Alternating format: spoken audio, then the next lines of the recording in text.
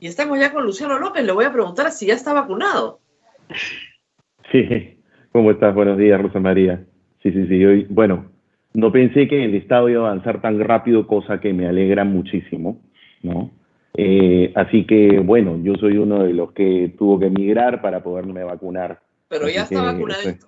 sí, ya estoy totalmente vacunado. Y además un llamado, todos los que nos hemos vacunado en el extranjero, creo que es muy importante registrarnos para Así es. que la base, para que el Estado pueda tener una base de datos mucho más completa y pueda entonces todas aquellas vacunas que algunos como nosotros no vamos a usar, entonces puedan ser usadas con el resto de ciudadanos, porque el reto es, como muy bien lo ha hecho este gobierno, la verdad, vuelvo a insistir, yo no tenía pensado, ni me imaginaba, yo tengo 47 años, pensaba que yo me iba a vacunar en enero, febrero del próximo año.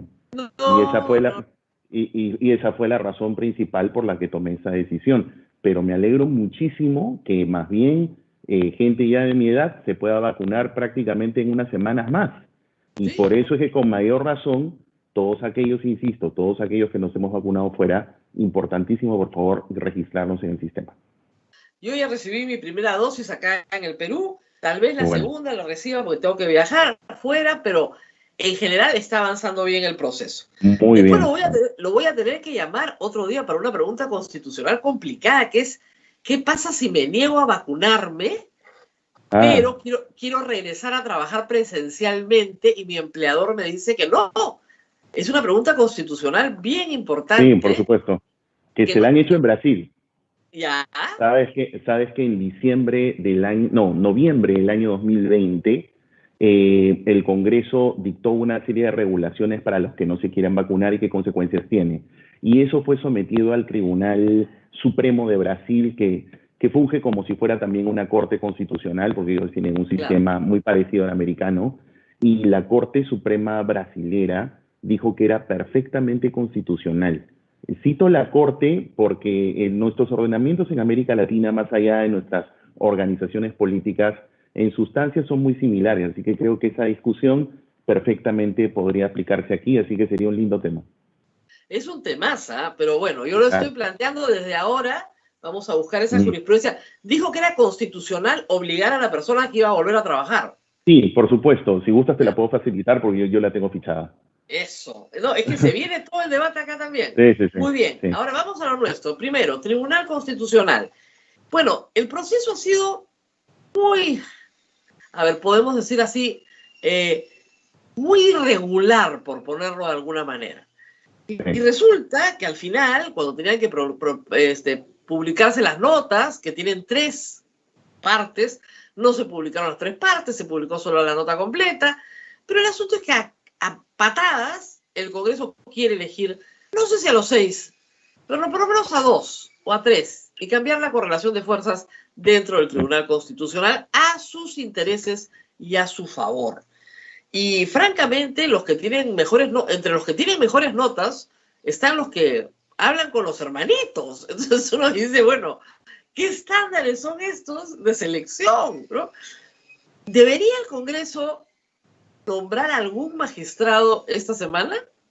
No, ninguno. Es más, a mí me parece que el proceso, Rosa María, es inconstitucional en estos momentos. Muy rápidamente, ¿por qué creo que es inconstitucional? Primero porque creo que todo lo que se realice a nivel de comisiones parlamentarias y a nivel de pleno del Congreso de la República durante la cuarta legislatura ya tiene un vicio congénito, porque la cuarta legislatura, al menos en mi opinión, es manifiestamente inconstitucional. Primero porque si uno revisa la manera de cómo se aprobó la cuarta legislatura, tiene una exoneración de segunda votación. Y eso para los amigos oyentes, ¿por qué es importante? Porque el Tribunal Constitucional en el año 2018, en el fallo de la cuestión de confianza, que fue la famosa ley Mulder, también no solamente se exoneró la segunda votación, incluso ahí para colmo se exoneró de comisiones, fue un desastre eso. Pero sobre la exoneración de segunda votación, ojo al dato, el tribunal lo que dijo fue, toda modificación reglamentaria del Congreso de la República, por su naturaleza, no puede exonerarse del trámite de segunda votación. Si se exonera de segunda votación, es inconstitucional. Entonces, la cuarta legislatura se ha exonerado de segunda votación, es inconstitucional y, por tanto, en mi opinión, creo que todo aquello que se celebre en la cuarta legislatura es inconstitucional per se. O sea, tiene un Eso por vicio un de lado. origen, ya. Tiene un vicio de origen. Una segunda razón, creo que el artículo 36 del reglamento de selección, ¿qué cosa dice ese bendito artículo? Bueno, dice, le otorga un puntaje al criterio de idoneidad moral. Eso Exacto. quiebra todos los estándares internacionales en materia de calificación y evaluación de jueces de altas cortes. Hay un informe muy interesante de la prestigiosa Fundación para el Debido Proceso, que tiene sede en Washington y que dirige la no más prestigiosa abogada Úrsula Endacochea, en la cual alcanzó una serie de observaciones y propuestas, y porque en América Latina, altas cortes como México, o por ejemplo como en el caso de Guatemala, lo sé justamente por el informe que emitieron, señala de que, para que la gente lo pueda entender, no es que tú puedas tener pues un puntaje de si eres más idóneo moralmente y entonces te pongo 12, o tienes más o menos idoneidad moral y entonces te pongo 5. O tienes o no O tienes. no tienes, pues. Punto. Eso no se califica de esa manera. Por eso es que la sugerencia y los estándares internacionales dicen apto, no apto. Entonces, esa disposición riñe con el criterio de razonabilidad, tendría problemas de constitucionalidad y además algo que tú mencionaste hace un momento.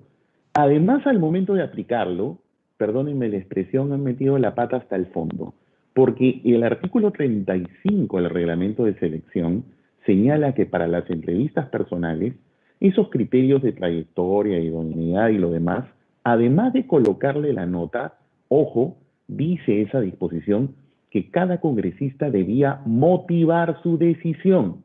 Eso dice el artículo 35.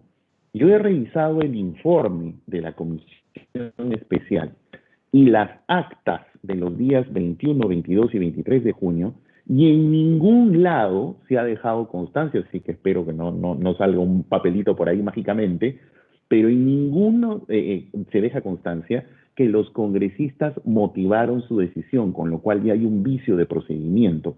Entonces, por esas tres razones, que me parece que son las más fuertes, hay otras más, indudablemente, pero creo que estas tres son las más evidentes en mi criterio, por las cuales considero que entonces ya el procedimiento está viciado, ¿no? O sea que yo creo que ni siquiera van a conseguir los 87 votos. Creo, Ojalá, tengo la esperanza. ojalá, Ojalá. ojalá, Ojalá que ojalá. prime la cordura porque ha primado la semana pasada, ¿no? Ujú. En esto de modificar la cuestión de confianza a patadas también en una cuarta legislatura, no reunieron los votos. Para Claro. bajarse a la mesa directiva, no reunieron los votos. Para bajarse a la señora presidenta de la mesa, no reunieron los votos. Entonces, parece ser que ya hay un grupo de gente que por lo menos está diciendo no nos podemos ir ya como lo peor de lo peor, ¿no? En Ujú. este momento, yo no tenía claro el número, sabía que el Tribunal Constitucional ha declarado 3 leyes inconstitucionales expedidas en un lapso de 6 meses, pero que el Ejecutivo en total ha presentado 10 acciones. Hay Sí, 7 en camino. sí, es más, Impresionante. impresionante es más, Rosa María, yo patrocino tres, te cuento, porque tres colegios de abogados, el Colegio de Abogados de Ayacucho, el Colegio de Abogados del Santa y el Colegio de Abogados de Lambayeque, eh, acudieron a un llamado que yo hice público para interponer una demanda de inconstitucionalidad contra la famosa cuarta legislatura. Así que Ah, también. sus respectivas juntas directivas aprobaron interponer la demanda y las tres demandas están ingresadas en los primeros días de junio. Y además te cuento algo Ahora, adicional que pero ahora lo que está yo solo mencionando. estaba contando las del Ejecutivo, ¿ah? Ejecutivo ha Sí, puesto 10 y ha ganado 3. Hay y, 7 y, en de, línea. y, y de eso, y quería agregar algo a lo que habías comentado de las demandas del Ejecutivo. Resulta que el Congreso, inconstitucionalmente, porque la competencia primigenia viene del Ejecutivo, en materia de demarcación territorial, ha Ah, creado una serie de distritos. Y entonces el profesor Luis Huerta, que es el procurador supranacional en materia de asuntos constitucionales, ha interpuesto una demanda contra, creo que son como 10 leyes, una demanda que crea como 10 leyes, tiene 10 leyes de creaciones de distritos y provincias, y la ha presentado, ha ingresado la semana pasada. Así que eso se suma a la data que tiene, y es una cosa totalmente impresionante, ¿no? Claro, el Congreso hasta ahora, y por acá tengo una lista, declara de interés nacional la creación del distrito. Eso no es inconstitucional porque no significa nada, no sirve para nada, es absolutamente irrelevante, es una ley inconducente, no sirve para nada. Por si acaso, a los que están en esos distritos, contarles que sus congresistas los engañan, ¿ah? Les venden espejitos de colores, no sean tontos, no sirve para nada. Pero otra cosa es crear un distrito. Sí, claro, porque la Constitución en ese caso... no se puede, sí, claro. No se puede crear distritos en el Perú si no hay un informe favorable del PCM. Eso está en la ley. Exactamente, correctamente. Si no hay informe favorable, no se puede.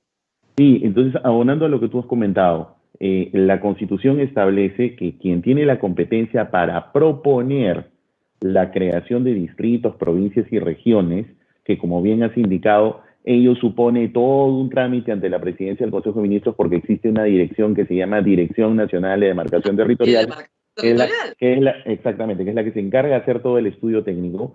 Si es que ese estudio técnico concluye, es un proceso que además tiene componentes políticos, etcétera, porque socializa con la población, culmina y el Ejecutivo en Consejo de Ministros aprueba la presentación del proyecto de ley, el Congreso tiene la potestad de aprobarlo, pero si este primer trámite no existe, y el Congreso dice, ya, vamos a crear un distrito, más allá de lo declarativo, como bien has comentado, pues definitivamente eso es rotundamente inconstitucional y estos pueblos los están engañando, ¿no?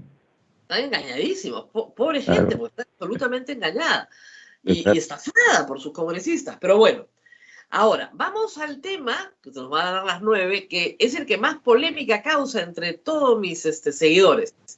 Cuando yo digo, fíjense, toda reforma de la Constitución necesita pasar por el Congreso, me dicen, pero el doctor Luciano López dice.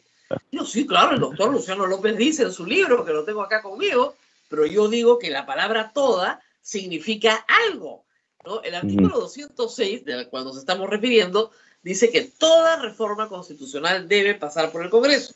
El doctor Luciano López dice que no necesariamente, porque sí se pueden recoger firmas del 10% del padrón electoral, como dice la Ley de Participación Ciudadana, y en base al artículo 34, convocar un referéndum. Yo digo que no se puede, y usted dice que sí se puede. Y usted dice que sí se puede porque el Tribunal Constitucional tiene una sentencia y el jurado 2 resoluciones que lo permiten. Por lo menos permite la venta del kit, ¿no es cierto? Existe un fallo del Tribunal del año 2003 y existen 2 pronunciamientos del Jurado Nacional de Elecciones, uno del año 2003 y uno del año 2012. Esos son los antecedentes prácticos que existen sobre el particular. De hecho, bueno, no siempre vamos a estar de acuerdo. Yo al menos sustento mi posición muy rápidamente en estas consideraciones. Pero además, si me permites, Rosa María, y gracias por citar mi libro, por si acaso mi libro es del año 2019, y quiero hacer esa aclaración, porque estamos en un momento donde los ánimos están un tanto caldeados, y entonces ciertas posiciones que uno puede dar, pues entonces inmediatamente puede generar que te digan, pero entonces tú eres castillista, o eres serronista, o eres fujimorista, y eres no sé qué, ¿no? Entonces es importante hacer esa precisión. Yo lo sé, pero cuando lo he planteado... Debe ser terrible para usted que Vladimir Cerrón sea su principal promotor. Exactamente, ¿no? Sí, sí, por eso también lo digo, porque, mire, por ejemplo, en nuestro escenario académico, el profesor Francisco Miro Quesada Rada tiene un artículo del año 2002 donde sustenta esta misma tesis. En el año 2004 hay una investigación del doctor Carlos Blanca Bustamante que también plantea lo mismo. En el año 2018 hay un artículo muy interesante del profesor Francisco Eguren que también piensa lo mismo, y bueno, yo modestamente tengo esta investigación del año 2019. El asunto central es que usted dice que la palabra toda, en el artículo 206, en realidad es irrelevante porque es una herencia de la Constitución del 79 y que no debería estar ahí. Ok, pero sí está, pues. ¿Qué hacemos? No, pero es que yo lo planteo en estos términos. Lo planteo en los términos que has mencionado, y porque digo que la Constitución del 93, a diferencia del 79 y de todas nuestras constituciones, introdujo algo que nunca existió y combinó la democracia representativa, que en castellano, para que todos nos entiendan, es elegir representantes, y que ellos tomen decisiones como, por ejemplo, legislativas por nosotros, los que somos en realidad los propietarios del poder, e incorporó algo sumamente novedoso, los mecanismos de democracia directa, que son el derecho al referéndum, el derecho a la iniciativa legislativa en castellano a presentar proyectos de ley, la revocatoria de autoridades y la demanda de rendición de cuentas. Entonces, una y eso es lo que yo digo, una interpretación bajo el principio de unidad de la Constitución, en castellano, entenderla como un todo, hace que cuando lees el 2.17, el 31, el 32.1 y el 206, puedes llegar a la interpretación siguiente. Cuando el 206 habla de toda reforma, es toda reforma intraparlamentaria que fundamentalmente es parcial. Lo de la reforma parcial, por si acaso, más allá de mi modesta interpretación, es lo que dice el Tribunal Constitucional además en el fallo del año 2003. Dice que el 206 es solamente para reforma parcial porque el Parlamento no puede hacer una reforma total. Y por ende, más bien, se podría llegar, si eso dice el fallo del año 2003. Pero acuérdate que Henry Pease hizo el proyecto para hacer la reforma total. Es que eso tiene una particularidad. En el caso del trabajo que hizo el señor Pease, y justamente esa sentencia del año 2003, es porque el Parlamento dictó la ley 27.600, que hasta la fecha está vigente. ¿Qué dice esa famosa ley? Esa ley es recordada por su artículo primero, porque retiró la firma de Alberto Fujimori. Pero en el artículo segundo, le da poderes a la Comisión de Constitución y Reglamento del Congreso para que proyecte un texto de reforma total de la Constitución, luego sea sometida al Pleno, y si el Pleno aprueba el proyecto, entonces es sometido a referéndum y se cambia toda la Constitución. Ese mecanismo muy particular e intermedio, porque no tiene una cabida exacta en el 206, fue justamente sometido a control de constitucionalidad ante el tribunal. Y en ese fallo del año 2003, el tribunal la declaró constitucional en una larguísima sentencia muy interesante, y dijo que en buena cuenta ese mecanismo podía adecuarse o entenderse como una de las posibilidades que en su momento ofreció la Comisión de Estudio de Bases del año 2001, que con muy buen criterio el presidente Paniagua, en el momento en el que había caído el Fujimorato y obviamente la Constitución se ponía mucho más en duda su legitimidad, entonces llamó a 28 juristas que hicieron un proyecto, no un proyecto, en realidad hicieron un informe donde señalaban todos los puntos álgidos que debían reformarse y cómo debía reformarse, y plantearon 3 alternativas. Una de ellas es lo que llamaron un proyecto de ley de referéndum. Claro. Tiene un nombre un tanto extraño, pero más o menos como que la 27.600 calza por ahí. Por eso es que yo digo, y lo digo también en mi libro, que creo que hay 3 formas de reformar.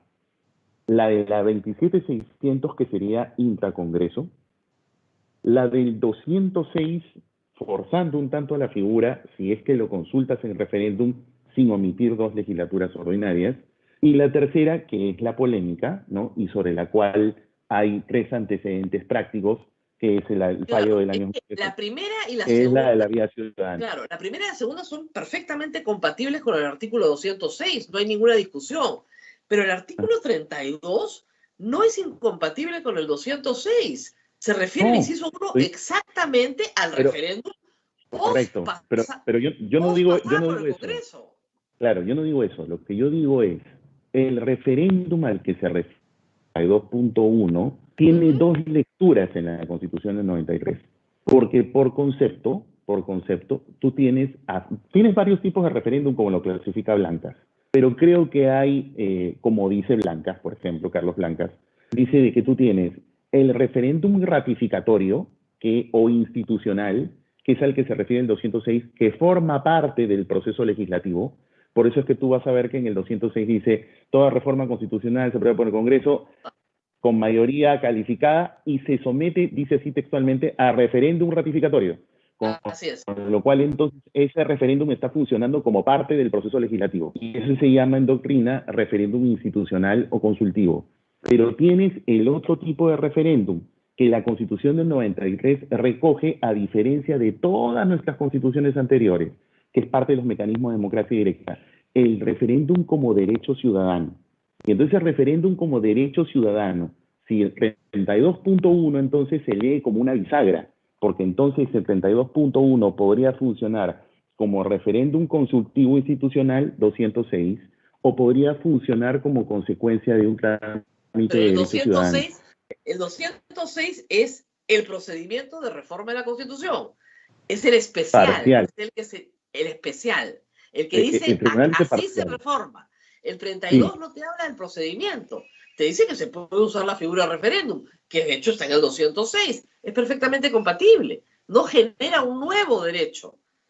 Ahora, acá hay un problema, hay un problema que sí me va a discusar, pero quiero que me lo resuelva. Dice el artículo 32, puede ser sometido a referéndum la reforma total o parcial de la Constitución. Todos sabemos que parte importante de la Constitución es, por supuesto, el listado de derechos fundamentales. El mismo artículo, en el último párrafo, dice, no puede someterse a referéndum la supresión o disminución de los derechos de la persona. ¿Qué pasa si el proyecto de ley, ¿no es cierto?, presentado, supongamos que lo aprueba el Congreso, para no entrar en la otra discusión, y establece la supresión de un derecho constitucional y tiene que pasar por un referéndum? Ese referéndum es inconstitucional. No podría someterse. En mi opinión, sí, es inconstitucional. Y por si acaso, esto que estás mencionando es un problema jurídico que el Tribunal Constitucional se pronunció en esa sentencia del año 2003. Para los que nos oyen, en esa sentencia el tribunal se planteó este problema. Dijo, ¿qué pasa si hay una renovación de una constitución, sea por el mecanismo de esta ley que estamos revisando, o sea porque el Parlamento usa una figura de asamblea constituyente, paréntesis, con lo cual este tema de la asamblea constituyente lo estamos hablando desde el 2001, o sea, no es un tema nuevo, ¿no?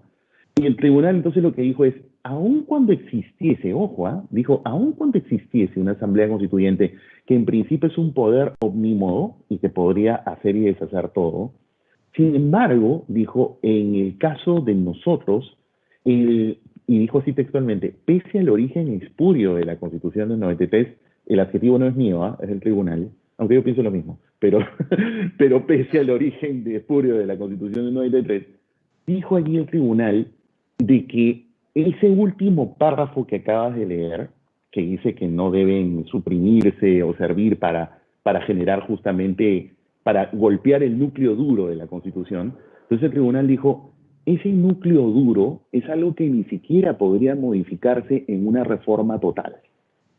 Ojo, o sea, y voy a poner el ejemplo para que sea claro, no estamos hablando con el doctor Luciano López de algo abstracto. Algo abstracto, retornar a la esclavitud, por ejemplo. La gente del Perú, yo no lo diría la mayoría, pero si hacemos una encuesta, encontraríamos un porcentaje muy alto de gente que cree que debe restituirse la pena de muerte a violadores de niños. Alan García lo decía todo el tiempo. Sí. De acuerdo a este artículo, eso implica una disminución del derecho a la vida. Sí, claro. Por lo tanto, no se puede someter a referéndum. Sí, por supuesto. O, por ejemplo, por si acaso lo digo porque la mayoría, escúcheme, lo dijo el señor Castillo durante la campaña. Hay que salirnos de la Convención Interamericana y restituir la pena de muerte. Sí, ya, su asamblea constituyente no lo puede hacer. Así de dramático es el asunto. Por supuesto. No solamente eso, sino que incluso si llevásemos el argumento al más extremo para que se pueda entender, es como que, digamos, que se restituye la esclavitud, ¿no? O sea, sí, pero lo hizo la Asamblea Constituyente. No, es que no se puede. O sea, hay un núcleo duro, como bien lo identificó el tribunal, que aun cuando tengas una constituyente así nomás no se podría realizar. Aparte que también hay unas cosas muy, muy importantes.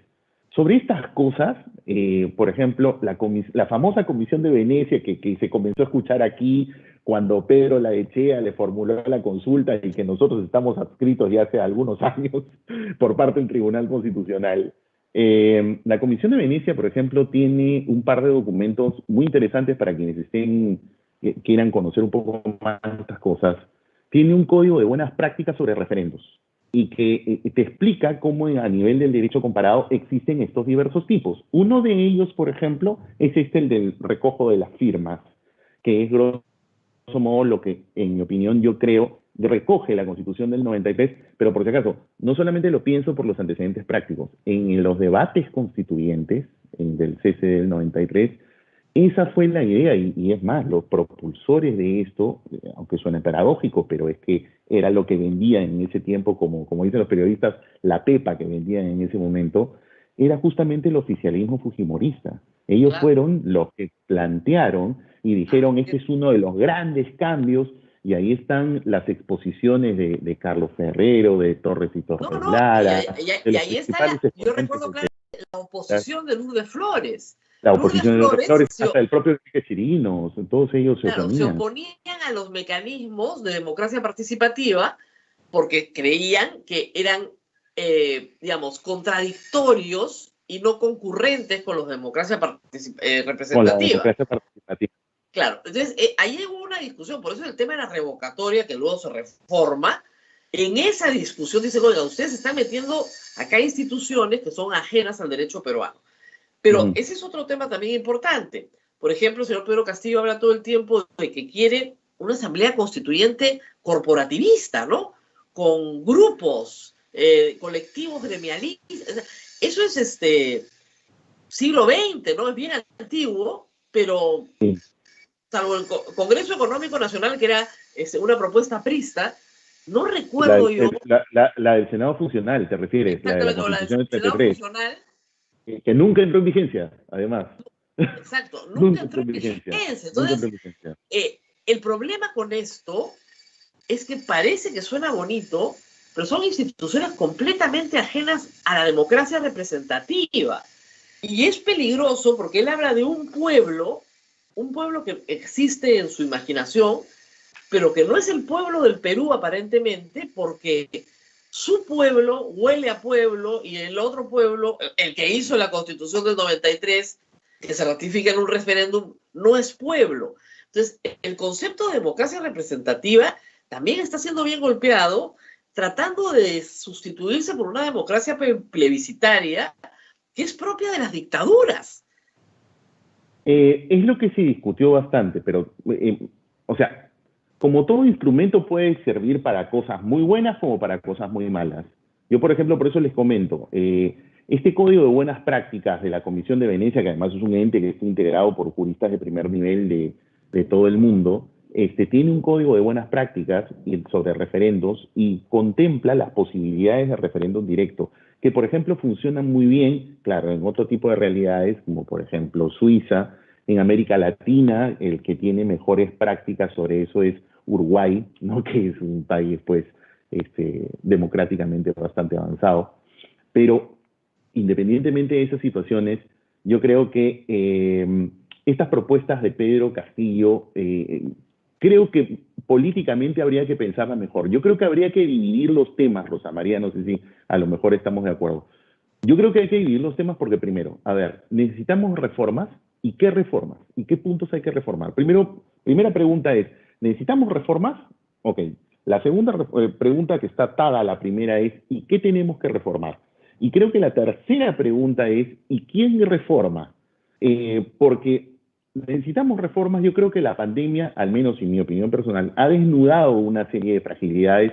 Yo incluso lo menciono en mi libro. Para mí, creo que la Constitución, en todo el título cuarto, que es de estructura del Estado, y en el título quinto, que es donde está el tribunal, requieren reformas y no por parches, sino una mirada sistémica. Y ahí hay básicamente ya contestada la segunda pregunta, ¿qué reformar?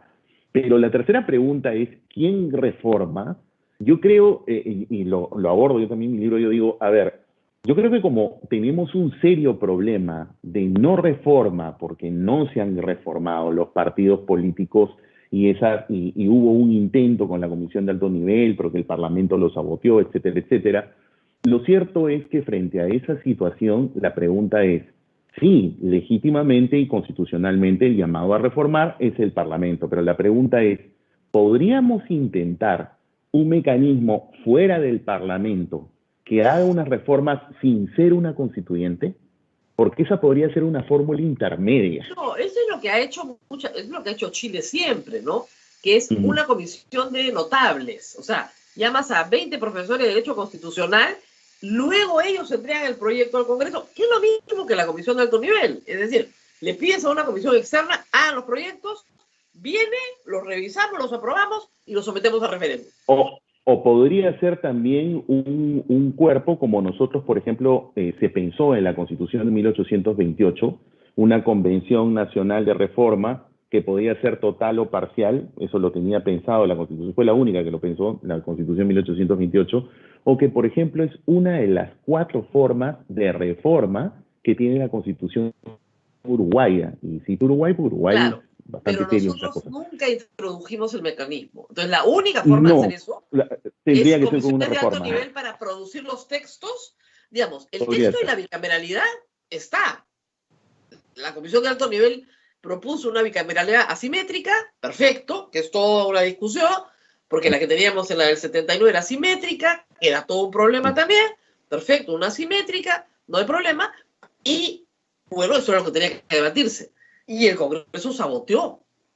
Y yo no creo, además hay que decirlo, que este Congreso pueda reunir 87 votos, ni siquiera creo que pueda reunir 66 votos para una reforma, ni siquiera parcial. Exactamente, por eso es que creo que en todo caso, siempre y cuando se organice y se haga bien y seriamente, una posible salida podría ser esta, la del referendo ciudadano. Pero lo que pasa es que necesitas unos espacios intermedios que requieran de decidir un mínimo de organización, que es lo que te recomienda el Código de Buenas Prácticas sobre referendos de la Comisión de Venecia. Porque, por ejemplo, mira, Jonathan Castro, que es un periodista del diario El Comercio, publicó este fin de semana el texto normativo sobre el cual está trabajando este congresista Guillermo Bermejo. Yo la verdad que siempre soy bastante ponderado para opinar, pero yo cuando lo he visto ese texto es para llorar. ¿Sobre eso quieren recoger firmas? Perdónenme, pero eso es un mamarracho. Está mal hecho. O sea, si tú quieres concebir una asamblea constituyente, tú tienes que decir qué características tiene, cuántos son sus miembros, qué límites podría tener, porque eso sí es posible, lo ha dicho el tribunal en el año 2003, cuál es el tiempo de duración, nada de eso tiene. O sea, imagínense, aun cuando tuviera éxito ese recojo de firmas, van a consultar que queremos llamar a una asamblea constituyente. Ya, supongamos que gana. ¿Qué va a entrar en vigencia? No va a entrar en vigencia nada, porque todo tendría que implementarse en el Parlamento. Entonces, definitivamente los que han hecho eso no tienen la menor idea cómo se hace. O sea, además, todo referendo además hay otro problema es político. Normativo, siempre. Claro, hay un problema normativo y político, que es el siguiente. Nosotros conocemos perfectamente la diferencia entre poder constituyente y poder constituido, pero el poder constituido, cuando convive con el constituyente, no tiene una convivencia armónica y feliz, salvo que sea Suiza, y no lo somos. Entonces, el único caso que conozco fue el de Venezuela, donde Chávez obviamente controlaba el poder constituyente y despreciaba el poder constituido hasta que pudo sacarlo del camino. Hay un precedente muy bueno latinoamericano que es el colombiano.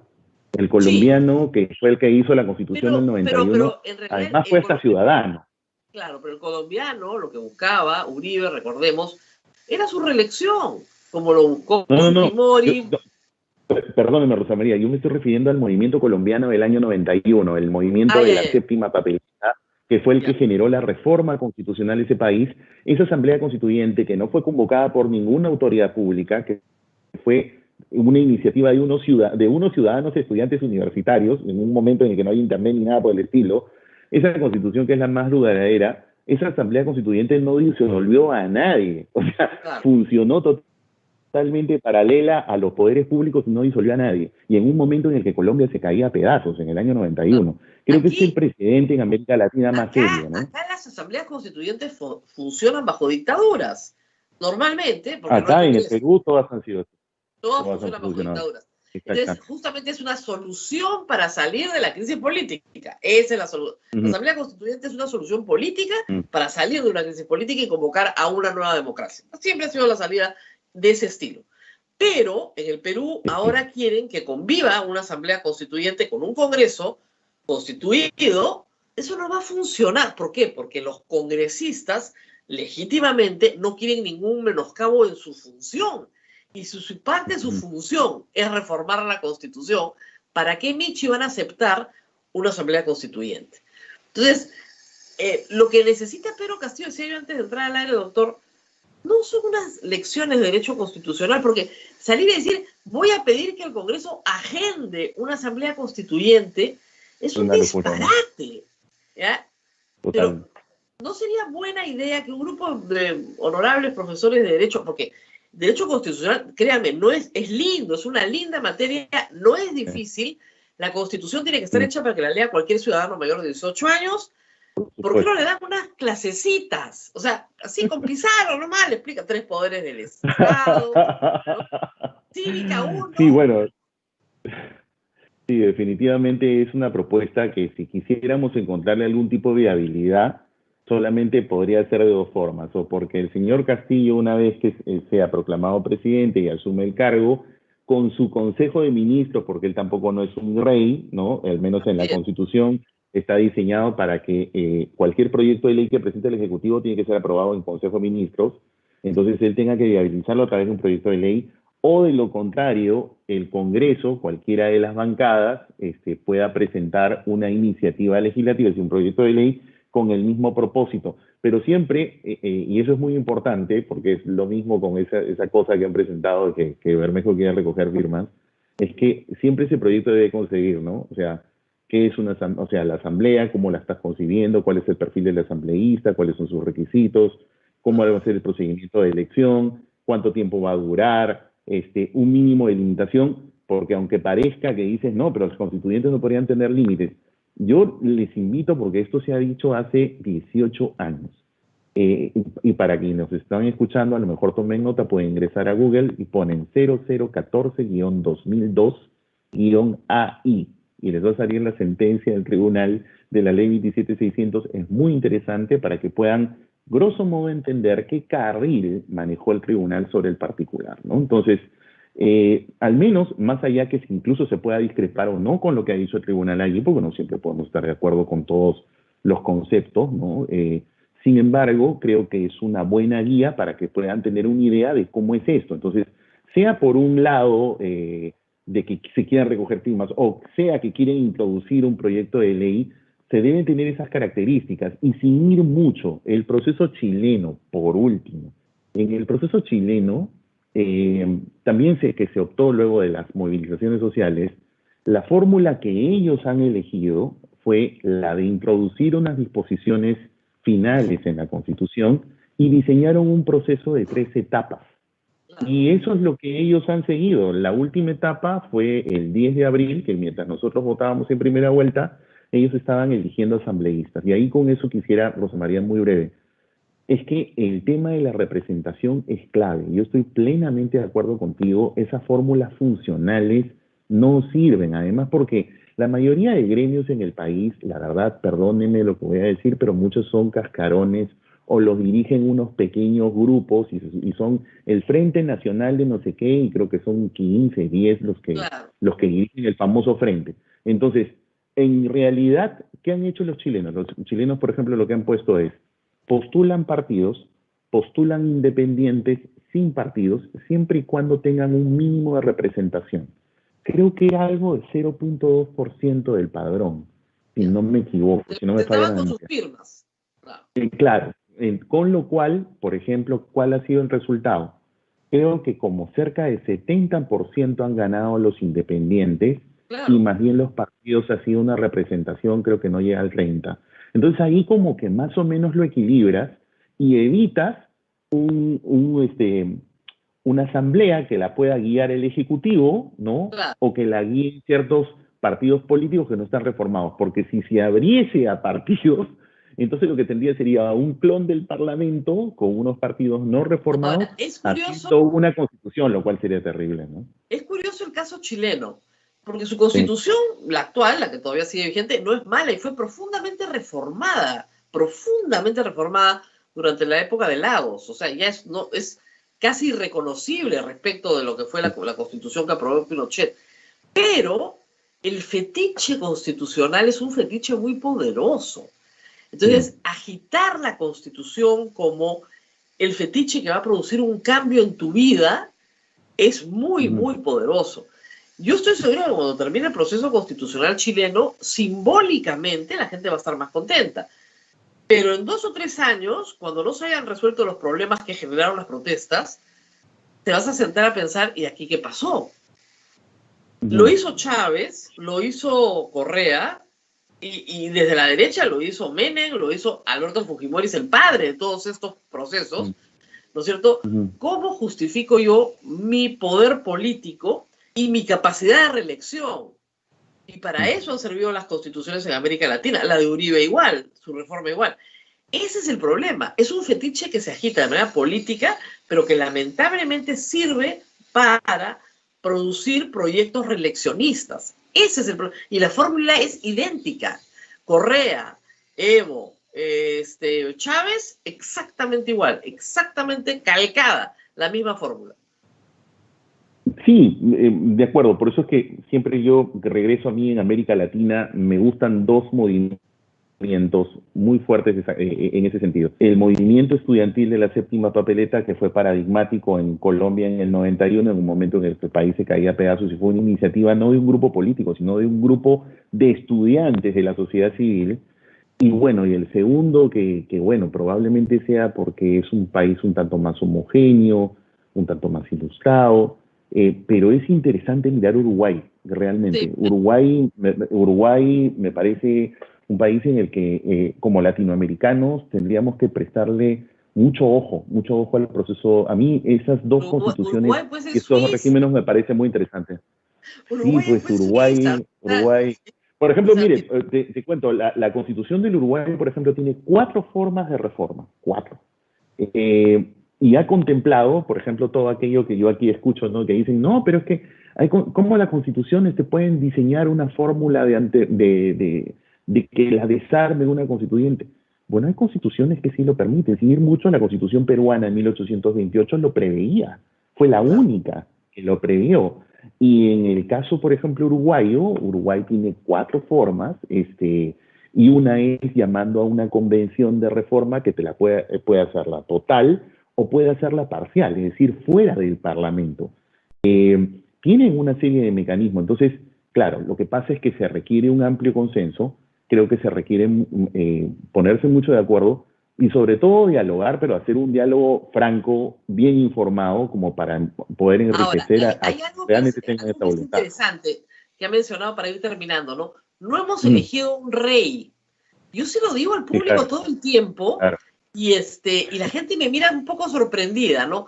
Porque en el Perú se cree que el presidente tiene poderes omnímodos, que puede hacer todo. Que te puede resolver los juicios. Poder judicial, ¿no? O sea, controlar el poder judicial, apropiarse del Congreso, cambiar la Constitución. Y probablemente Pedro Castillo, que no tiene formación jurídica, puede pensar eso también. Es decir, probablemente. No le han explicado que tiene obligaciones. Que se le escucha, ¿no? El artículo 118 establece cuáles son sus límites. El presidente de la República es un personaje muy limitado si es que se apega al Estado de Derecho. Eso, o sea, es muy limitado. Hay cosas que no puede hacer y cosas que están prohibido de hacer. Sí, mira, Rosa María, tú comentabas hace un momento, por ejemplo, a propósito del debate del CCD, de cómo la oposición, por ejemplo, Lourdes Flores y otros que estuvieron en la oposición, vale la redundancia, se oponían a los mecanismos de democracia directa. Pero ellos, la verdad, a pulso, y ahí están los diarios de debates, lograron que la Constitución no contemple la atribución del presidente de llamar a referéndum. Claro. Porque si no hubiera sido la cerecita en el helado, ¿no?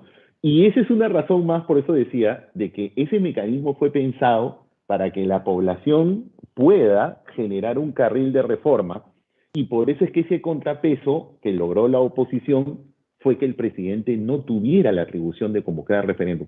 Hay partes en el debate en donde, por ejemplo, el más furibundo que decía, pero ¿cómo eso va a ser posible que el presidente no pueda convocar? Era Carlos Ferrero Costa. Ahí está el diario de debates.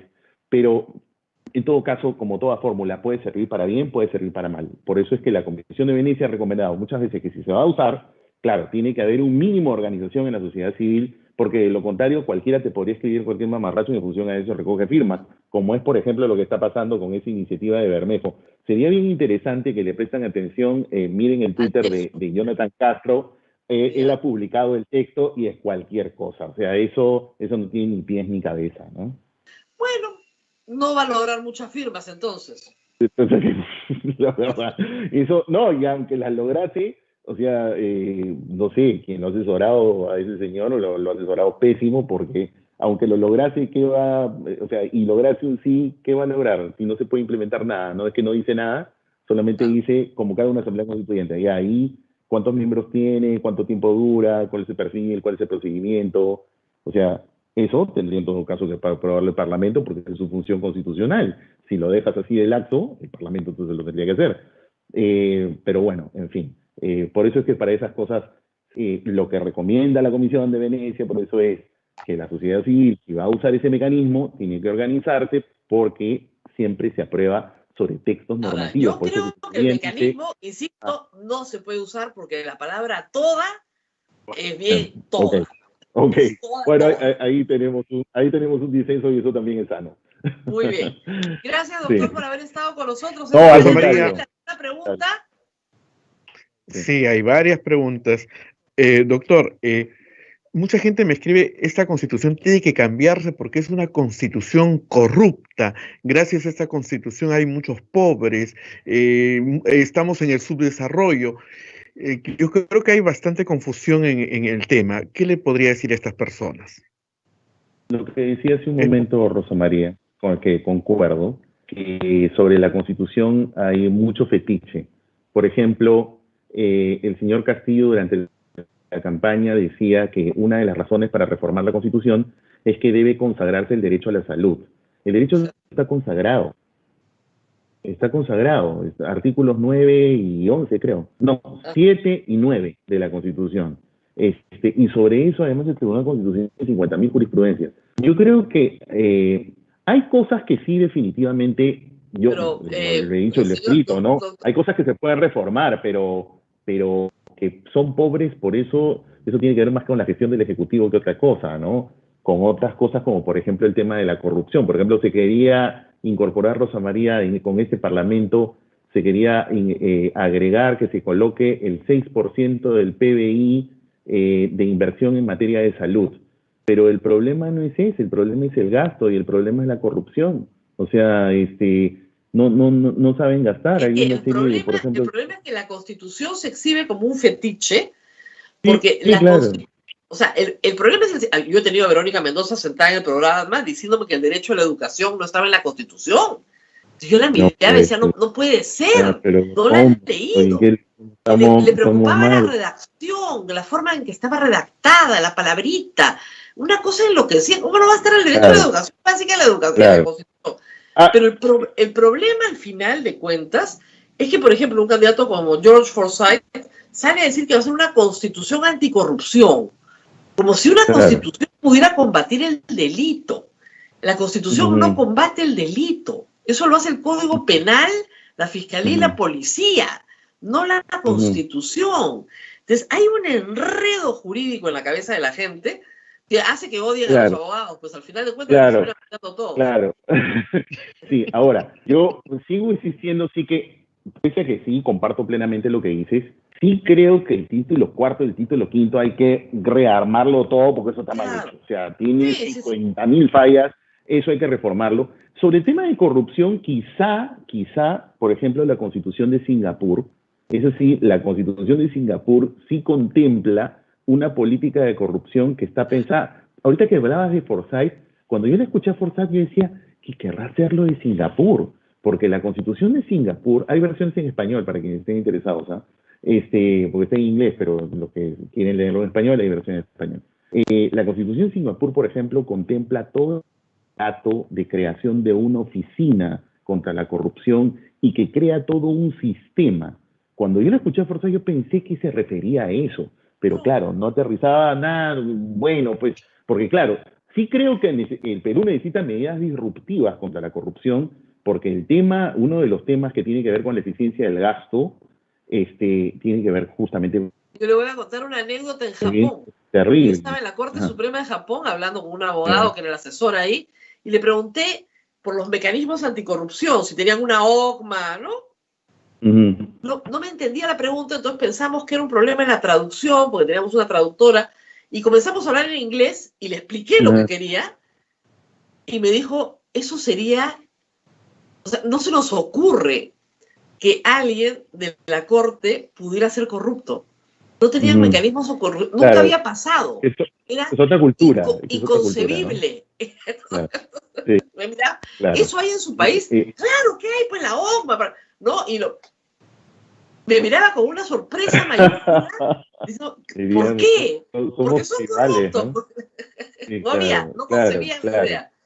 Ahora, sí es verdad que la Constitución puede tener mecanismos que sean muy positivos para la economía peruana, y eso es lo que nosotros queremos del capítulo económico, un capítulo que respeta la propiedad, que no permite que el Estado intervenga en contratos, que garantiza la autonomía del BCR y sobre todo le prohíbe al BCR prestarle plata al Ejecutivo.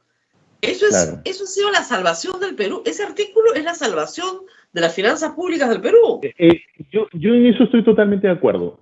Sí creo que en todo caso habría que ponerlo en debate, porque hay algunos técnicos, yo a veces cuando lo he comentado con algunos economistas me dicen, pero no necesariamente es así, pero yo decía, a ver, pero también sí creo que necesitaríamos tener una fórmula de una lucha mucho más frontal y cerrada contra los monopolios y los oligopolios para fomentar mejor la competencia, ¿no? Porque dice que combate, pero no que cierra, ¿no? Y algunos economistas, ahí sí, campo que no conozco, porque yo lo pensaba de esa manera, y en alguna oportunidad cuando he conversado con economistas me decían, pero no necesariamente es así, me comentaban una serie de cosas. Yo creo que para eso es el diálogo. Entonces, no simplemente afirmar a priori, sino que hay cosas que hay que mirar, pero sí definitivamente hay, el título 1, que es de los derechos, ¿qué cosa vas a mover ahí? En el título 2, nación, territorio, pero, o sea, quizá por la función pública sí quisieras hacer una cosa muy disruptiva. Por eso decía, cuando yo escuchaba a Forza decía, será la Constitución de Singapur, porque sí, antes de la reforma singapurense, Singapur era un país pero esencialmente corrupto, ¿no? Y la Constitución de Singapur tiene una estructura que justamente se creó para mantener y justamente darle el giro que luego generó en ese país. Yo pensaba eso. Quizá en el caso peruano se podría pensar una cosa así, pero en fin, habría que debatirlo.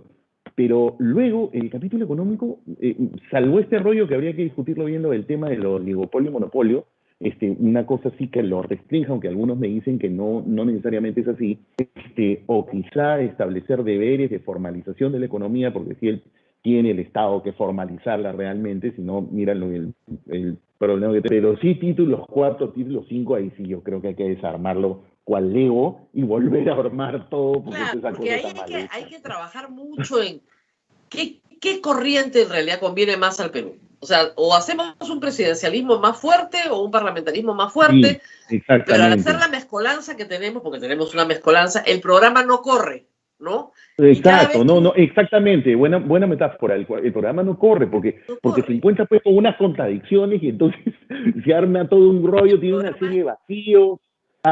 Y ya también, después de tanto tiempo, hay órganos que, por ejemplo, yo creo que deberían ser constitucionales autónomos para que sus funciones sean mucho más fuertes.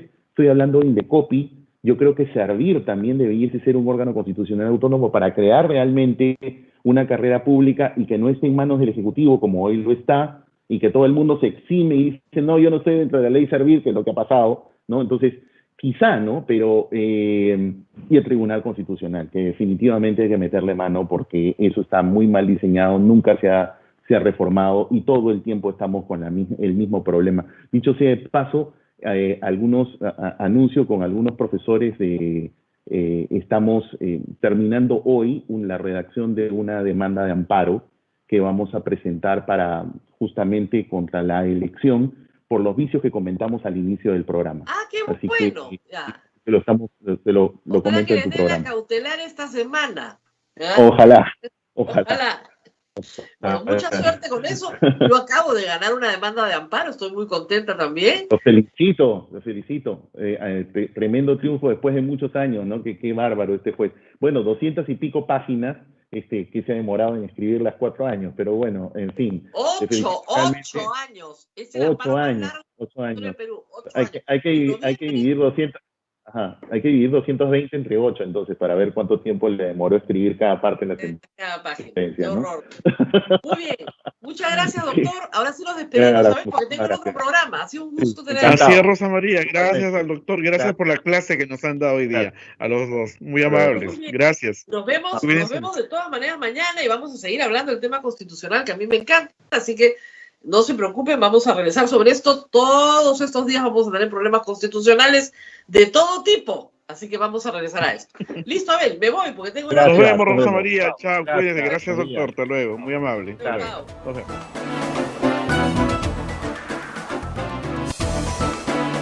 Hasta aquí, A Pensar Más con Rosa María Palacios. Este programa fue producido por la Sociedad Dominica de Medios de Comunicación, Sodomco. Por segundo año consecutivo, la Pontificia Universidad Católica del Perú obtuvo la mejor evaluación de todo el país en el cumplimiento de los Objetivos del Desarrollo Sostenible por el ranking Times Higher Education Impact 2021. Nuestra universidad lidera 13 de los 17 objetivos que plantea la Organización de Naciones Unidas. Radio Santa Rosa, informando y evangelizando.